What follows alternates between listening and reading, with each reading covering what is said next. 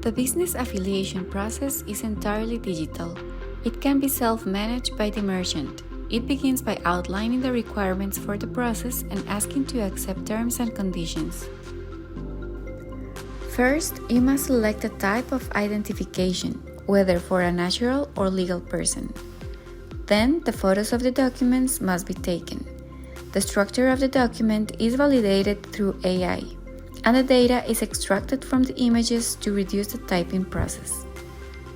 The prospect can verify the extracted data and complete the contact information. It is also important to define transactional volume and billing amount, which will allow the system to calculate fees for the business. A biometric validation with a proof of life is conducted through a selfie, and the prospect's identity is validated against the ID provided previously.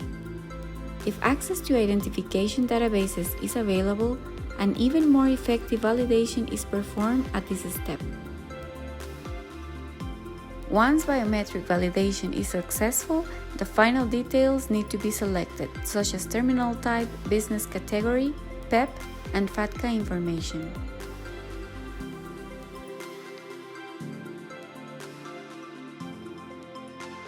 The prospect grants permission for us to use the signature capture on the mobile device within the affiliation contract.